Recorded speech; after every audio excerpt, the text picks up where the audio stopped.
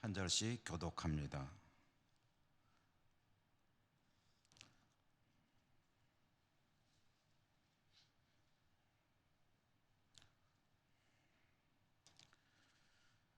하루는 가르치실 때에 갈릴리의 각 마을과 유대와 예루살렘에서 온 바리새인과 율법 교사들이 앉았는데 병을 고치는 주의 능력이 예수와 함께 하더라.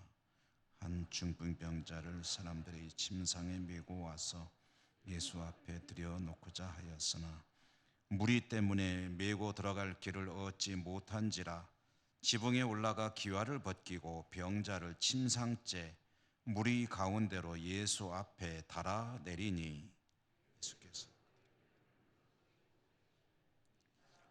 네 죄 사함을 받았느니라 하시니 서기관과 바리새인들이 생각하여 이르되 이 신성 모독하는 자가 누구냐 오직 하나님 외에 누가 능히 죄를 사하겠느냐.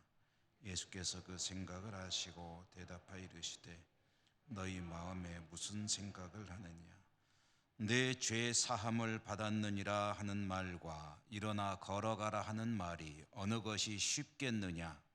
그러나 인자가 땅에서 죄를 사하는 권세가 있는 줄을 너희로 알게 하리라 하시고 중풍병자에게 말씀하시되 내가 내게 이르노니 일어나 내 침상을 가지고 집으로 가라 하시매 그 사람이 그들 앞에서 곧 일어나 그 누웠던 것을 가지고 하나님께 영광을 돌리며 자기 집으로 돌아가니 모든 사람이 놀라 하나님께 영광을 돌리며 심히 두려워하여 이르되 오늘 우리가 놀라운 일을 보았다 하니라.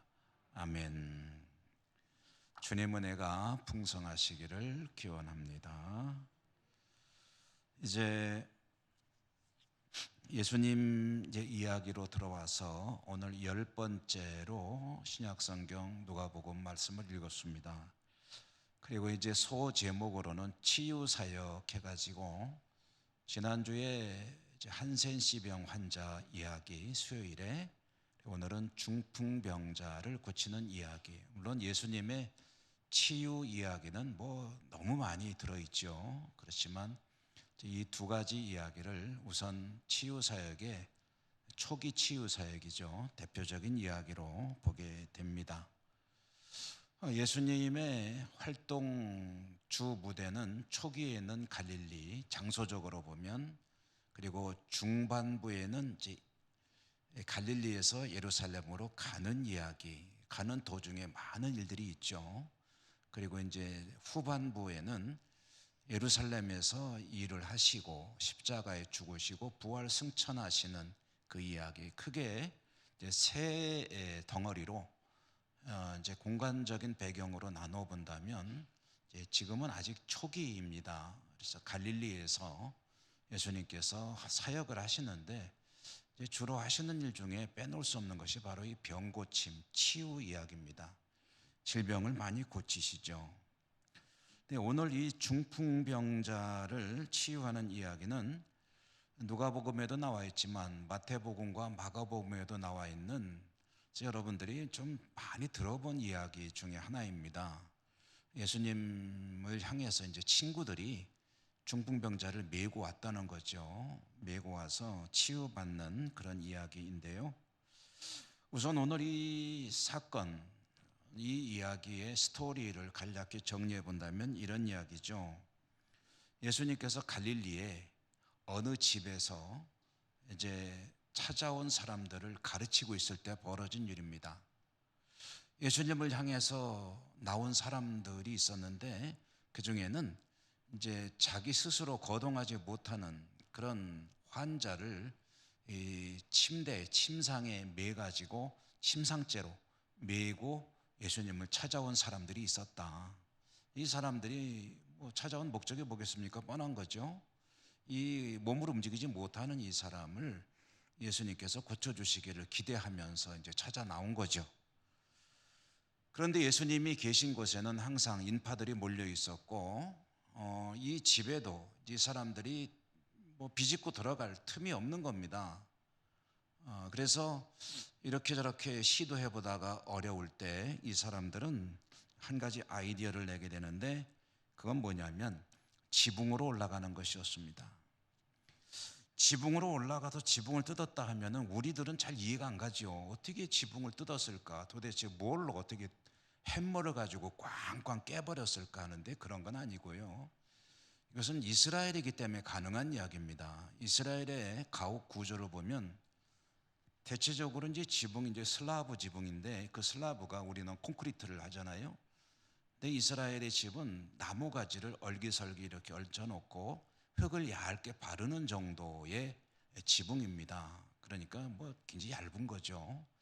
거기다가 이제 구운 기와를 덮는 경우도 있고 안 덮는 경우도 있고, 근데 이 집은 이제 기와가 덮여 있었던 모양입니다. 그러니까 이 지붕으로 올라간 사람들은 지붕으로 올라갔다는 것도 잠시 말씀드리면, 여러분 이렇게 다니다 보면은 이제 밖에서 지붕으로 올라간 계단을 지은 집들이 많이 있잖아요. 이 이스라엘 집들은 거의 그렇습니다. 지붕으로 올라갈 수 있는 계단이 있고, 지붕에다가 이제 뭐 생선도 말리고, 갈릴리에는 생선이 많이 나니까 그런 용도로 사용하는 이제 지붕인데요. 이 사람들이 올라가서 이제 지붕을 뜯었습니다. 이 뜯는 게 별로 어렵지가 않습니다. 기와장은 드러내고, 흙은 뭐 얇게 펴발랐으니까 그거 좀 이렇게 뜯어내고, 나무까지 좀 드러내고 하면은 이제 밑에가 보이는 그런 구조이고, 자칫 잘못하면은 그 무게 때문에 사람이 떨어질 수도 있는 그런 좀 약한 구조죠. 환자를 지붕으로 메고 올라간 사람들은 예수님이 어디쯤 계실 것이다라고 짐작을 했는데, 그게 뭐 잘 맞춘 모양입니다. 그래서 이제 구멍을 내고 거기에 이제 예수님이 계신 쪽을 향해서 자신들이 메고 온 사람을 이제 달아서 내렸습니다. 조심조심 달아 내렸는데요. 여러분 어땠을까요? 그 당시 광경을 한번 상상해 보는 것도 좋겠습니다. 뭐 굉장히 크지만 예수님이 계신 집이라고 생각하시고, 지붕에서 이제 그 부시럭부시럭 거리는 소리가 났겠죠. 뭐 뜯어내는 소리도 나고, 조금만 이제 이렇게 뜯다 보면 이제 쿵쿵거리는 소리도 나고 했겠죠. 그리고 이 안으로 흙먼지 같은 것도 떨어지지 않았겠습니까? 이게 무슨 소리냐면은 안에 있는데 위에서 이제 소동이 벌어진 거예요. 그 안에 있는 예수님과 사람들은 다 자연스럽게 쳐다봤겠죠. 지금 뭐 하는 건가 했더니 부시럭부시럭거리고 구멍이 뚫리더니 거기에서 보따리가 하나 내려오는데 보니까 이제 사람이 그 안에 들어있는 보따리가 내려오더라. 이제 침상째 메고 갔다고 하는데, 이 침상이 우리가 생각하는 그 딱딱한 그런 건 아니었겠죠. 아마 이동식 간이 침대라든가 아니면 뭐 들것 같은 것, 이런 걸로 아마 옮겼을 것이고, 위에서 그렇게 해서 사람을 이제 예수님 계신 그 앞으로 달아 내릴 때 자기들끼리 얼마나 또 소리 내면서 말도 했겠습니까? 그쪽에 빨리 내리지 마. 그러면 서로 이제 균형을 맞추기 위해서, 잘못하면 환자 떨어지겠다. 그래가면서 이제 자기들끼리 소동을 벌이면서 이제 사람을 밑으로 내렸겠죠. 그 자신들은 어찌 보면은 꼭 이루어야 될 목적이 있기 때문에 그렇게 했겠지만, 실내에 앉아 있는 사람들 입장에서는 굉장히 이것은 참 황당한 그런 상황 아니겠습니까? 멀쩡한 집에 지붕이 뚫어지고, 그리고 소동이 벌어지고, 안에서 지금 굉장히 중요한 행사를 하고 있는 건데, 위에서 지붕을 뚫고 사람이 보따리에 매달려서 내려오고 있다. 그리고 흙먼지가 뽀얗게 쏟아지고 있다. 그렇다면 이것은 굉장히 언짢은, 그리고 불쾌할 수 있는 그런 상황이 벌어진 것이죠. 그런데 사람이 매달려 내려오는 것을 보고 대충 상황을 파악을 했을 겁니다. 어찌됐든 이 사람들은 성공했습니다. 그렇게 해서 그 자기들이 데리고 온 환자를, 중풍병자, 스스로 움직이지 못하는 사람을 예수님 앞으로 데려다 놓는 데 성공한 겁니다. 사람들에게 눈총은 받았을지 모르겠지만, 그렇게 지붕에서 내려온 환자를 향해서 예수님께서 말씀하셨습니다. 이것은 선언이죠. 뭐라고 말씀하셨냐면, 이 사람아 내 죄 사함을 받았느니라. 이 사람아 내 죄 사함을 받았느니라. 여기서 예수님께서 이렇게 달아내려져 온 사람을 향해서 하시는 이 말씀을 우리가 정말 깊이 들여다봐야 합니다. 여러분, 지금 여기 내려온 사람에게 필요한 말은 무엇입니까? 이 사람 뭐 때문에 여기 왔습니까? 죄 사함 받으러 왔습니까? 아니죠. 병 고치러 온 거죠. 그래서 이 사람에게 예수님이 선언해야 될 말은 어떤 말이냐면, 이 사람아, 내 병이 나았다, 나을지어다, 병이 깨끗하여질지어다, 이런 말씀을 하셔야 되는데, 예수님께서 병이 나았다라고 말씀하지 않고 죄 사함 받았다라고 이야기하셨다는 거예요. 이것은 이 환자 입장에서 보면은 자기에게 필요한 말이 아닙니다. 예수님에게 한 기대도 아니고요. 그 문제 때문에 찾아온 게 아니에요. 죄 용서해 달라고 찾아온 게 아닙니다. 병 낫게 해달라고 찾아온 거예요.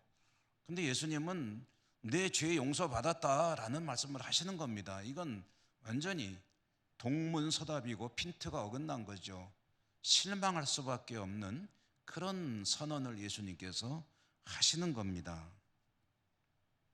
그러면 우리가 이제 이 말씀을 좀 들여다보자는 것은, 예수님께서 이 사람이 필요한 게 뭔지 몰라서 그러신 것일까?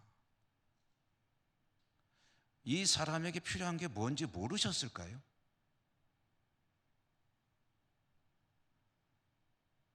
그럴 리 없죠. 거기 있는 모든 사람들이 다 알았을 겁니다. 하물며 예수님께서 그것을 모른다? 라는 것은 말이 안 되는 소리죠. 그러면 왜 그렇게 말씀하셨을까? 왜 내 병이 나았다, 병이 나을지어다 라고 하지 않으시고 내 죄 사함을 받았다 이 사람아 라고 말하신 것일까 하면은, 거기는 예수님께서 그렇게 말씀하신 뜻이 있고 의도가 있겠죠. 이유가 있을 겁니다. 왜 그렇게 하셨느냐? 왜 그렇게 하셨느냐 하는 그 의도와 이유는 그 뒤에 이어지는 말씀을 읽어보면 자연스럽게 이해가 됩니다. 예수님께서 이렇게 말씀하셨을 때 죄 사함 받았다라고 하니까 그 환자나 데리고 온 사람들이 거기에 대해서 반응을 보이지 않고, 반응을 보이는 사람은 따로 있었습니다. 누가 반응을 보였습니까? 그 자리에 와 있던 바리새인과 서기관들이 반응을 보였습니다. 사실 이 일과는 아무 상관없는 사람들이죠. 그런데 예수님께서 엉뚱한 말씀을 하시니까 이 환자나 이 사람들은 실망스러울 것 같은데, 이 사람들이 실망했다는 얘기는 안 나오고, 그때 거기 와 있던 바리새인과 서기관들이 반응을 보였는데, 뭐라고 반응하냐면은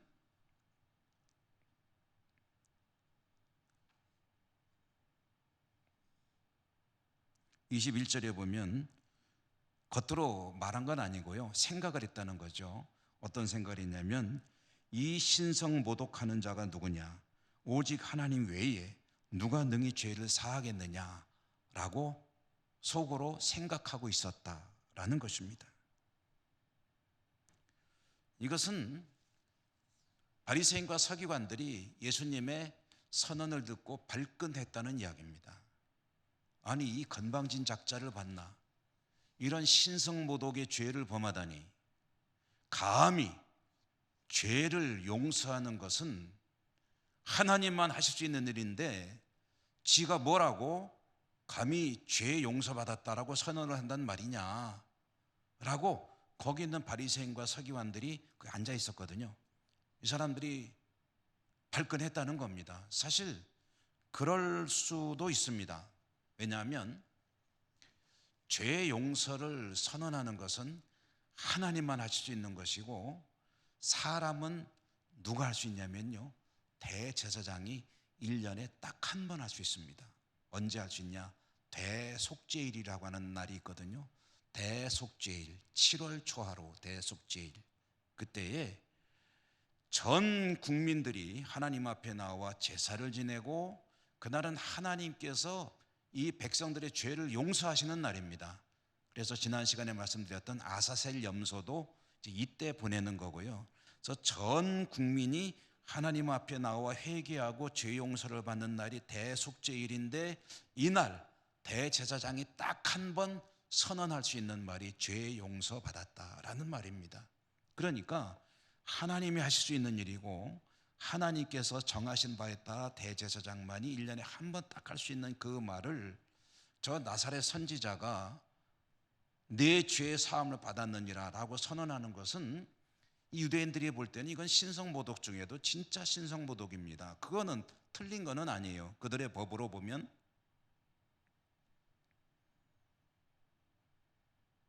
그렇다면 예수님께서 이런 사정들을 모르고 이런 말씀을 하셨느냐 하면 그건 아니죠. 예수님은 누구보다도 이런 상황을 잘 알고 있으신 분이고, 환자의 상황도 알고, 이 사람들의 생각도 알고, 이 사람들의 신앙도 알고, 바리새인과 서기관들이 여기 와 있는 것도 알고, 모든 것을 다 알고 있는 그 자리에서 폭탄 선언을 하셨다는 겁니다. 그렇다면 내 죄의 사함을 받았느니라 라는 말은 누구를 향한 말씀이냐 하면은, 이 환자가 들어야 될 말이기도 하지만 사실은 바리새인과 서기관들 들으라고 하신 말씀이죠. 왜냐? 그 말씀 듣고 반응 보인 건 이 사람들이니까. 그러면 예수님은 도대체 엉뚱하게도 병 고치러 나온 사람 앞에서 왜 죄 용서받는 이야기를 꺼내신 것일까 하면은, 그 이유가 이어지는 말씀에 나오는데요. 24절에 보면, 여러분 24절 한번 보시렵니까? 24절에 보면 맨 윗줄만 한번 같이 보시죠. 제가 읽을게요. 그러나 인자가 땅에서 죄를 사하는 권세가 있는 줄을 너희로 알게 하리라.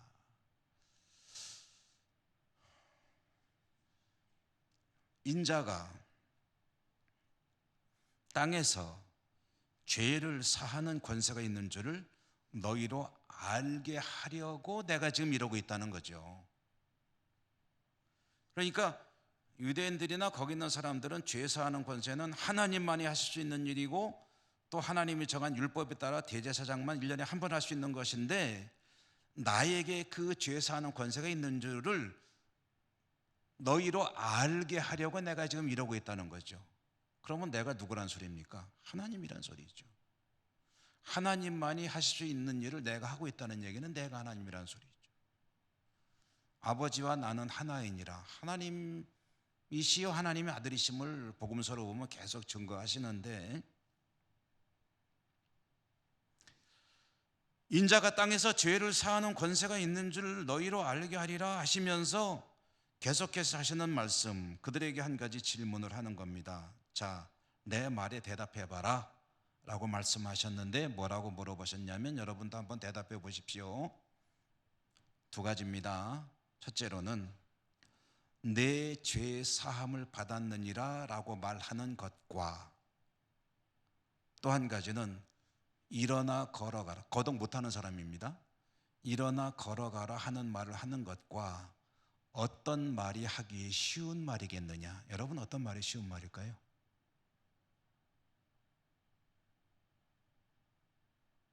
답 정하셨습니까? 내 죄의 사함을 받았느니라 라고 말하는 것과, 일어나 걸어가라 라고 말하는 것과, 어떤 것이 하기가 쉽고 어떤 것이 어려운 말이겠느냐? 답 정하셨죠? 그러면 맞았는지 한번 맞춰보십시오.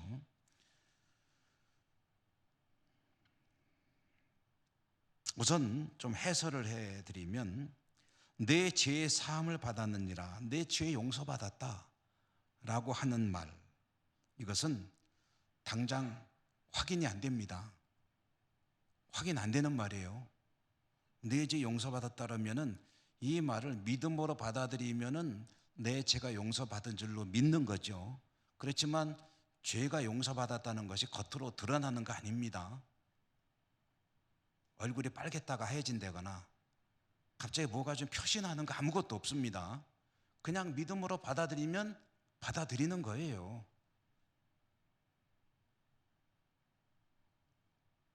그런데 일어나 걸어가라라고 하는 것은 그대로 안 되면 당장 표시가 나는 거죠. 확인이 되는 거죠. 일어나 걸어가라 했는데, 선언한 대로 이 사람이 일어나서 걸어가면 이 사람의 말이 진짜인 것이지만, 일어나서 걸어가라 했는데 계속 누워있으면 그게 뭡니까? 엉터리라는 거죠. 자, 그러면 뭐가 쉽습니까? 네 죄 용서 받았느니라라고 말하는 게 쉬운 말입니까? 일어나 걸어가라라고 하는 것이 쉬운 말입니까?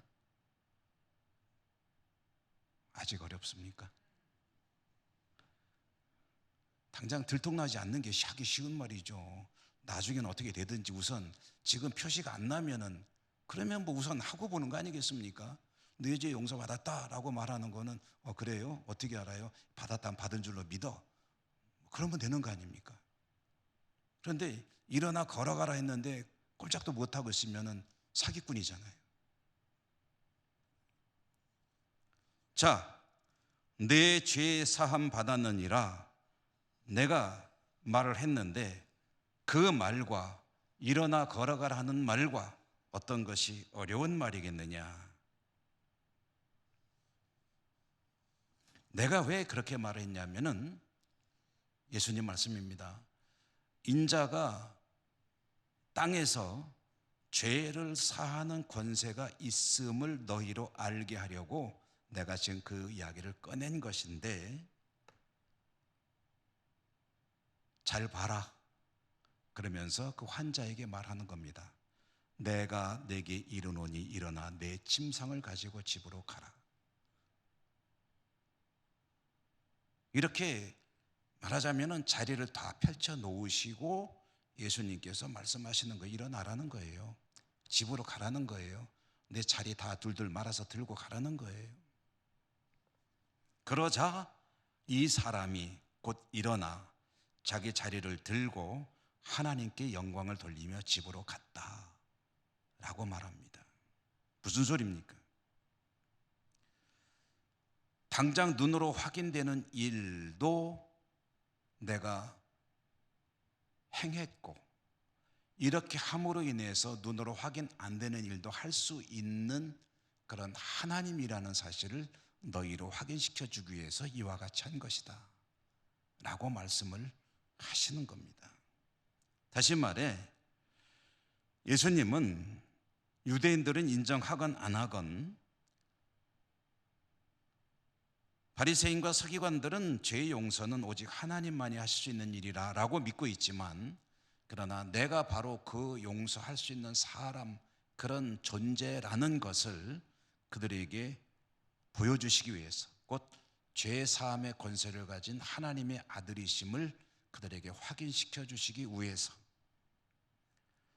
처음에 죄 사함을 받았느니라 선언하시고, 이어서 병이 낫는 장면을 또 보게 하시고, 그렇게 함으로 이것도 저것도 다 주님이 하시는 것이라는 것을 확인시켜 준 겁니다. 그 현장에서.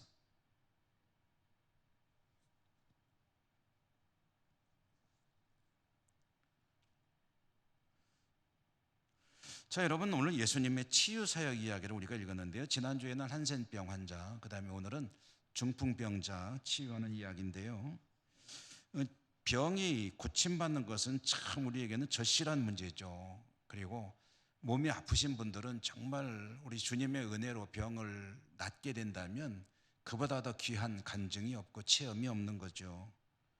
그리고 질병이 나음으로 인해서 우리가 누리게 되는 삶의 질, 얼마나 행복한 삶을 살 수가 있습니까? 뒤집어서 만약에 질병과 함께 살아가는 삶이라는 것은 사실 참 굉장히 힘듭니다.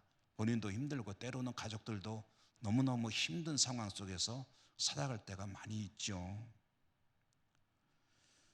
이 질병이 낫는 일은 참 중요한 일이고, 그리고 여러분, 하나님의 나라에는 없는 것들이 있죠. 우리가 사는 이 땅에는 존재하지만 하나님의 나라에는 없는 것들이 있죠. 그게 뭡니까? 그 중에 하나가 질병이죠, 질병.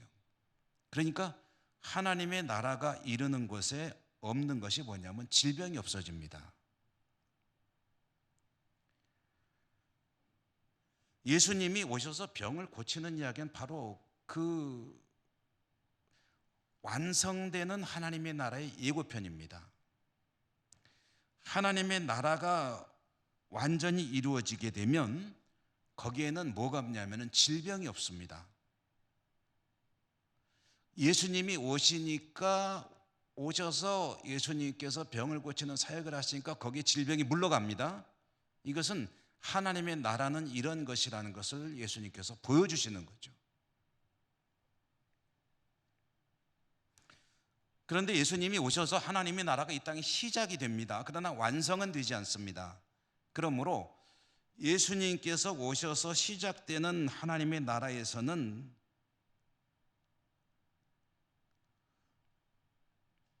아직 완성되지 않았기 때문에 모든 사람의 질병이 다 사라지는 것은 아니지만, 그러나 주님을 만나는 사람 중에 많은 이들이 질병으로부터 자유함을 얻게 되는 거죠.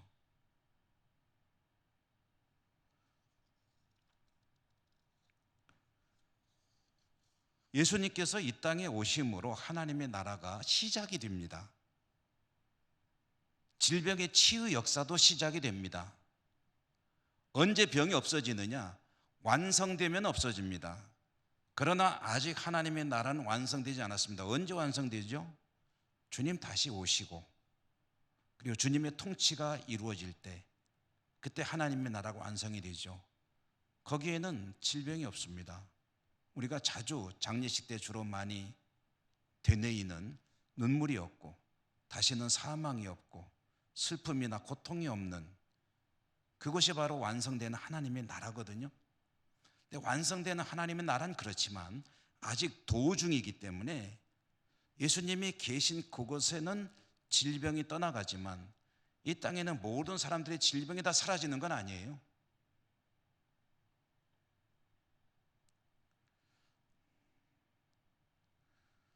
그런데 질병은 아직 다 사라지지 않지만, 사실 질병의 문제가 중요한 문제이지만 그보다 더 중요한 문제가 있습니다.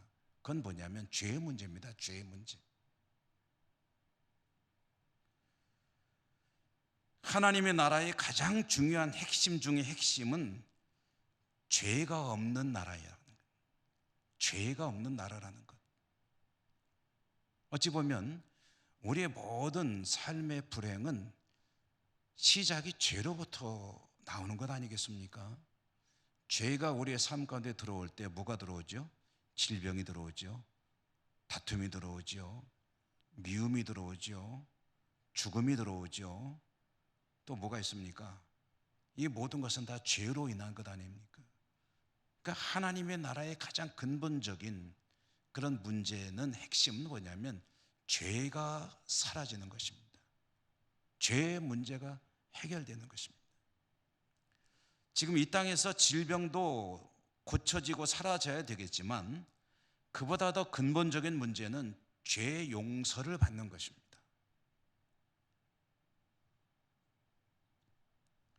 여러분, 이렇게 한번 생각해 보면 명료해질 거예요.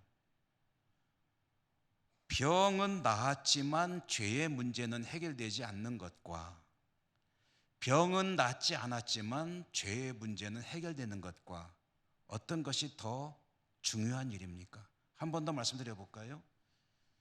병은 나았는데 죄라는 것은 아직 남아있는 거예요. 그런 것과,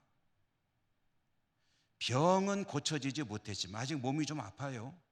여기저기 약도 먹어야 되고 병원도 다녀야 돼요. 투병해야 돼요. 그렇지만 죄의 문제는 해결이 되었다면 어떤 것이 더 중요하냐는 거죠. 물론 죄의 문제도 해결되고 병도 해결되고 모든 문제가 다 해결이 되면 제일 좋죠. 우리가 원하는 건 그거죠. 그렇지만 그것은 완성되는 하나님의 나라에서 기대할 수 있는 일이고, 우리가 이 땅을 살아가는 동안 아무 문제 없이 사는 것은 불가능합니다. 이 문제가 해결되면 저 문제가 돼도 되고, 저 문제가 해결되면 이 문제가 해도 되고, 건강의 문제 해결되면 물질의 문제가 돼도 되고, 물질의 문제가 돼도 되니까 인간관계 문제가 돼도 되고, 일터의 문제가 발생하고, 또 다른 문제가 해결되니까 갑자기 몸이 아파지고, 이렇게 저렇게 수많은 문제는 꼬리에 꼬리를 물고 우리의 삶 가운데로 들어오지만 그러나 가장 중요한 한 가지 근본적인 문제는 해결이 돼야 된다는 거죠. 그게 뭡니까? 죄의 문제는 해결이 되어 있어야 한다는 거죠. 예수님 말씀은 그 이야기입니다.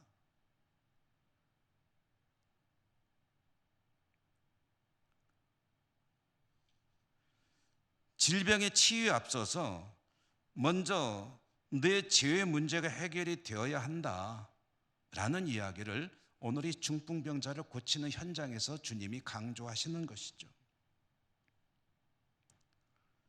말씀드렸지만 병이 낫는 것뿐 아니라 물질의 문제, 일터의 문제, 가정의 문제, 수많은 정말 머리 아픈 문제들, 여러 가지 삶의 문제들이 해결되는 것 참 중요한 일입니다. 그러나 그런 문제들은 우리가 사는 동안에 우리 곁을 떠나지 않을 수밖에 없는 문제들이에요. 그보다 더 중요한 것은 죄의 문제가 해결되는 것이고, 주님은 그것을 위해 이 땅에 오신 분이세요. 병 고치러 오신 분 아니시고요, 부자 되게 해주시려고 오신 분이 아니시고요, 여러 가지 골치 아픈 문제들 해결사로 오신 분이 아니세요.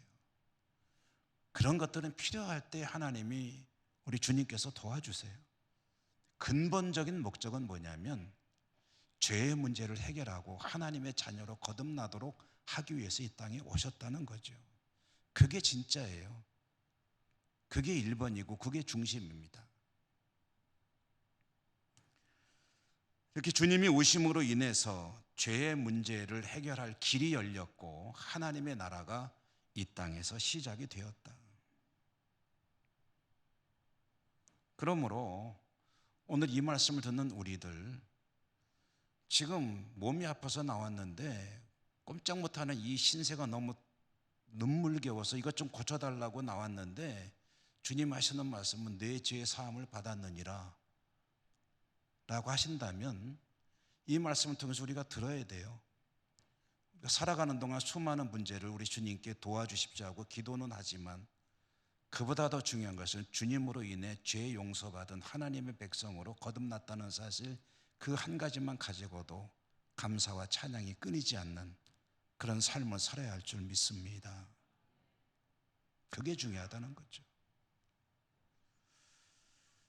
자, 여러분, 오늘 본문 속에 나오는 이야기 하나만 더, 지금 복음서에 전개되는 스토리와 관련해서 한 가지만 말씀드리고 마치겠습니다. 오늘 본문의 시작하는 17절에 보면 예수님이 지금 사역하시는 그 현장에 바리새인과 율법교사 또는 서기관들이 자리를 잡고 있었다라는 이야기가 있죠. 예수님께서 가르치는 거기에 바리새인, 서기관들이 쭉 진치고 앉아 있는 거예요. 근데 이 사람들이 어디서 온 사람들이냐 하고 소개하고 있는데 보니까 오늘 본문에 보면 갈릴리 강 마을과, 여러분 보시면 그대로 나와 있습니다. 갈릴리 강 마을과 유대와 예루살렘에서 온 바리새인과 율법 교사들이라고 되어 있습니다. 최소한도 이 사람들이 온 동네 지역이, 지명이 세 군데로 되어 있죠. 첫째로는 갈릴리, 그 다음에 유대, 그 다음에 예루살렘. 이게 무슨 뜻일까?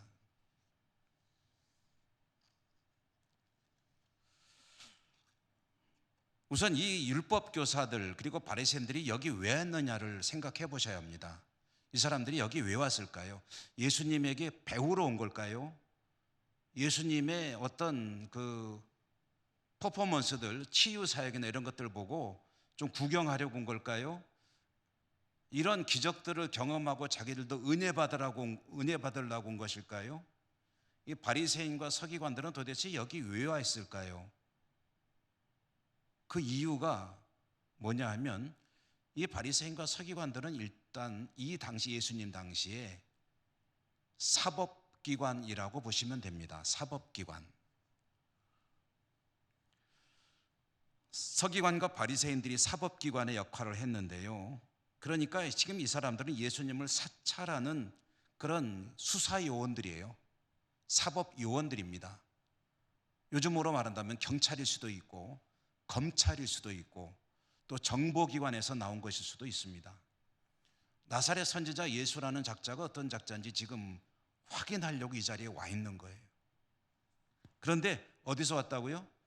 갈릴리에서 왔고 유대에서 왔고 예루살렘에서 왔다고 했습니다. 이게 무슨 뜻이냐면요, 예수님은 지금 갈릴리에서 활동을 하고 계신데 갈릴리 지방 경찰에 나온 게 아니라 갈릴리 지방 경찰에서도 나오고 유대 지방 경찰에서도 나오고 예루살렘 지방 경찰에서 왔다는 소리예요. 이거 무슨 요즘 우리말로 하면은 예천에서 어떤 사람이 좀 골치 아픈 사람이 있는데 예천 경찰이 주목하다가 야 이게 보통 문제가 아니네 해가지고 경기도 경찰청에서 나오고 서울 경찰청에서 나왔다는 소리예요. 무슨 소리냐면 예수님이 지금 전국구 인물로 부각되고 있다는 소리입니다. 초기인데 점점 나사렛 예수라는 인물을 중앙정부에서 요주의 인물로 사찰하기 시작하고 있었다. 그리고 이때부터 예수를 제거하기 위한 움직임이 이제 태동하고 있었다. 그 이야기를 누가복음이 전해주는 겁니다. 이제 우리의 그 관점을 따라서 성경을 신약성경을 쭉 읽어가기로 했잖아요. 예수님은 태어나시고 어린 시절을 보내시고 그리고 세례를 받으시고 광야 시험을 거치신 후에 갈릴리에서 사역을 하시는데 갈릴리에서 사역을 하신 예수님의 활동 무대는 비록 갈릴리에 한정되어 있지만 그러나 예수님에 대한 소문이 전 유대 땅에 퍼져나가면서 권력을 잡고 있는 사람들이 주목하는 그런 요주의 인물이 되어가고 있었다. 그런 가운데 예수님은 활동하고 있었다라는 이야기입니다. 이렇게 갈릴리에서 계속 사역을 하는 예수님의 이야기. 이제 예수님은 이런 위험 가운데서 점점 위험도는 높아지겠죠. 그럼에도 불구하고 자신이 가야 할 길을 묵묵히 걸어가는 예수님 이야기, 우리는 계속해서 누가복음을 통해서 읽어나가도록 하겠습니다. 기도하겠습니다. 은혜로우신 하나님 감사합니다. 예수님의 생애를 따라가고 있습니다. 오늘은 치유사역 이야기, 그 중에 죄사함에 관한 이야기들을 우리가 함께 생각하며 나누어 보았습니다. 여러 가지 삶의 문제들이 있지만 주님께서 가장 핵심으로 짚으시는 문제, 그것은 죄의 문제인 것을 또 한 번 생각했습니다.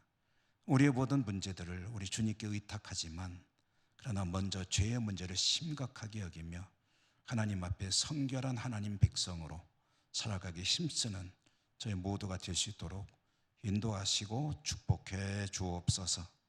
예수님 이름으로 감사하고 기도드립니다. 아멘.